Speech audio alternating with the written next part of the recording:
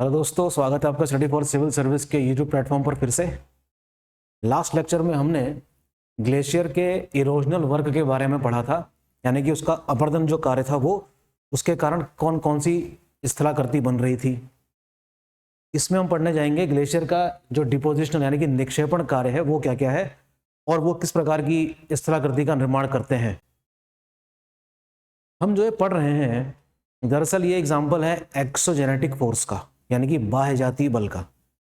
अगर हम इसको अर्थ का सरफेस मान लें, जहां पर पहाड़ भी हैं, प्लेन्स भी है, प्लेट्यू भी है, तो अर्थ की सतह पर लगने वाला जो बल है बाहर से, उसको कहा जाता है एक्सोजेनेटिक फोर्स, यानी कि बाह्य जातीय बल। और जो अंदर से लगता है उसको हम कहते हैं एंडोजेनेटिक फोर्स, यानी कि अंतर्जातीय बल। आप चीज को समझिए, इसके हमारे पास कई सारे उदाहरण हैं। तो ग्लेशियल एक्शन जो हम पढ़ रहे हैं आजकल, वो भी किसका उदाहरण होना चाहिए? एक्सोजेनेटिक का। वाटर भी अपना काम करती है, तो उसको क्या नाम दे दिया जाता है? Fluvial action. तो फ्लूवियल एक्शन यानी कि जल के द्वारा किया गया कार्य, और जल उसमें एक एजेंट की भूमिका निभाएगा, जिसमें सबसे इंपॉर्टेंट रोल होता है नदी का, बारिश का, लेकिन उसमें सबसे ज़्यादा डोमिनेट कौन करती है? रिवर करती है। इसको हम कहेंगे ग्लेशियल एक्शन, यानी कि हिमाद्रियों के द्वारा किया गया कार्य, इसको हम कहेंगे ग्लेशियल एक्शन। इसी प्रकार से हवाएं भी काम करती हैं, छोटे महीन कणों को दूर तक उड़ा के ले जा सकती हैं, अपरदन का कार्य कर सकती हैं, है ना। अरावली माउंटेन कभी ऊंचे हुआ करते थे, जो घिस घिस के, यानी कि कह सकते हैं कि इरोजन की वजह से उनका साइज काफ़ी छोटा हो गया है, तो उसमें हवा ने भी काफ़ी भूमिका निभाई होगी। तो उसके लिए हम क्या देते हैं? क्या एओलियन एक्शन कह देते हैं, यानी कि वायु द्वारा किया गया अपरदन कार्य और निक्षेपण कार्य। तो हम देखते हैं कि एंडोजेनेटिक फोर्स भी एक फोर्स है जो अंदर से आ रहा है अर्थ क्रस्ट में, जिसमें एग्जांपल लिखेंगे क्या? वॉल्केनो का, यानी कि ज्वालामुखी का। ज्वालामुखी फटा, अंदर से मैग्मा आया और चारों तरफ फैल गया, किसके? अर्थ के सरफेस में, और एक नई लैंडफॉर्म का निर्माण कर दिया, जैसे कि plateau. Plateau is an example of a landform which is created by the endogenetic force in the form of volcanic action. In India we have Deccan plateau. Bharat में दक्कन पठार इसी का उदाहरण है। इसी तरीके से अर्थक्वेक भी हम कह सकते हैं, एक उदाहरण हो जाएगा किस चीज का? एंडोजेनेटिक फोर्स का। तो इस तरीके से हमने देखा कि कैसे एक्सोजेनेटिक और एंडोजेनेटिक फोर्स आपस में कोऑर्डिनेट करके अर्थ के सरफेस को बदलते रहते हैं। It means what? It simply means that the surface of the earth keep on changing due to these two forces.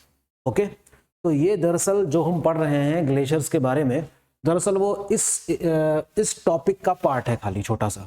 ठीक है, टॉपिक अपने आप में इतना बड़ा है, पढ़ेंगे इसको भी। ठीक है, फिलहाल अब हम जो पढ़ने जा रहे हैं वो क्या था?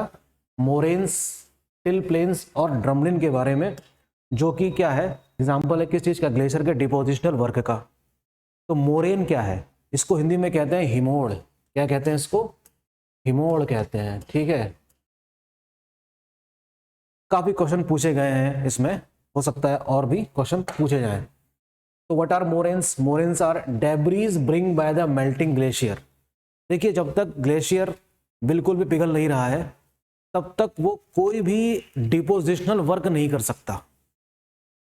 डिपोजिशन वर्क तभी हो सकेगा जब मेल्ट होने के बाद वो शिफ्ट करना शुरू होगा और अपने साथ लाया गया जो अवसाद है, नदी के केस में जो हमने पढ़ा था, तो कहीं ना कहीं जाकर वो डिपॉजिट करेगा ही। तो that deposition is called what? Moraines. Deposition work of glacier is called what? Moraine. अब देखो यूपीएससी किस तरीके से क्वेश्चन पूछता है। Heterogeneous in composition and lax stratification, ये लाइन यूपीएससी की लाइन है। क्या पूछेगा? Consider the following about the moraines. Moraines के संबंध में निम्न कथनों पर विचार कीजिए। और यहां पर खेल खेलेगा आपके साथ। यहां लिख देगा होमोजीनियस, लेकिन है कैसा? हेट्रोजीनियस। मेक श्योर कि इस तरीके से यूपीएससी की तीखी नजर रहती है कि मैं कहीं से कुछ बदलाव कर दूंगा और बच्चों को समझ में नहीं आएगी बात। बच्चों को समझ में नहीं आती भी है अगर नहीं पढ़ा हो तो, लेकिन जिन्होंने ढंग से पढ़ाई कर रखी है उनको बात समझ में आ जाएगी। तो वो क्या लिखेंगे? Homogeneous in composition and consist stratification, जो कि पूरी तरीके से गलत स्टेटमेंट है। सही स्टेटमेंट क्या है? ये है heterogeneous in nature, in composition and lax stratification. तो ध्यान देंगे इस बात का। 3 टाइप ऑफ मोरेन का उल्लेख है। ग्राउंड मोरेन, लेटरल मोरेन और टर्मिनल मोरेन। 3 प्रकार के मोरेन्स हैं। ग्राउंड मोरेन ये है कि it forms a blanket of till beneath the glacier. Till के नीचे मैंने लाइन इसलिए लिखी है, टिल दरअसल क्या है, टिल इज अ सेडिमेंट, एक मलबा, एक डेबरी है जो उसके नीचे दबी हुई है। तो टिल यहाँ पर एक जोग्राफिकल टर्म है, इसका संबंध किससे है, इन सब चीजों से है। It forms a blanket of till beneath the glacier. Glacier के नीचे जो चीजें इकट्ठी हो रही हैं उसको हम क्या कहते हैं, ग्राउंड मोरेन कहते हैं। टर्मिनल मोरेन क्या है, thick deposit of moraine occurs at a point where the glacier melt. जैसा कि मैंने अभी आपसे कहा, ग्लेशियर जब तक पिघलेगा नहीं, जब तक वो अपनी जगह से हिलेगा नहीं, तब तक डिपोजिशनल वर्क काफ़ी मुश्किल है। ठीक है, थिक डिपॉजिट ऑफ मोरेन यानी कि मोरेन का एक काफ़ी कह सकते हैं कि जो जमावड़ा है ना, जो अवसाद है, occurs at a point where the glacier melt, जहाँ पर ग्लेशियर मेल्ट करना शुरू होता है वहाँ पर ये एकत्र होता है और उसी को हम कहते हैं टर्मिनल मोरेन, जिसका हमें एक डायग्राम देख ही लेना चाहिए। ये देखिए डायग्राम, अगर आपको दिख पा रहा है तो। ठीक है, मोरेन। ठीक है, मैं क्या इसकी ब्राइटनेस कम करूं, शायद आपको दिख सके, प्लीज जरा वेट कीजिए।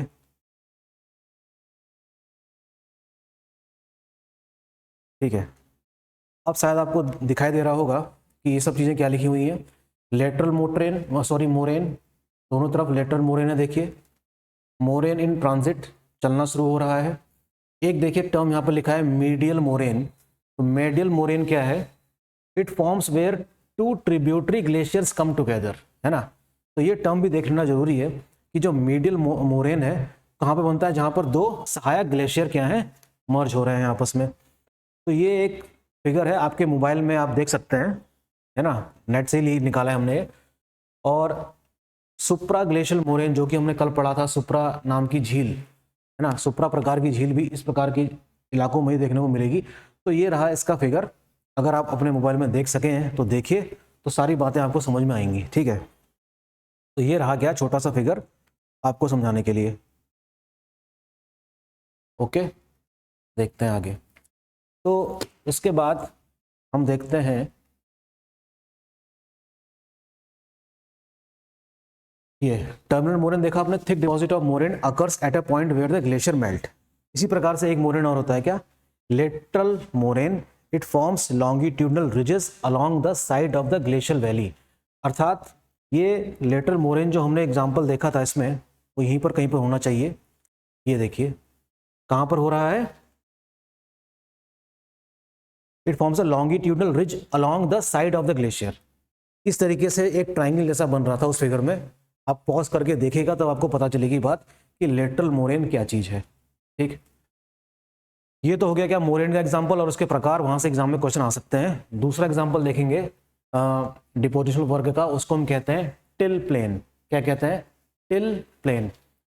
तो टिल क्या है, till is a mixture of sand, silt, clay with some amount of pebbles and large boulders.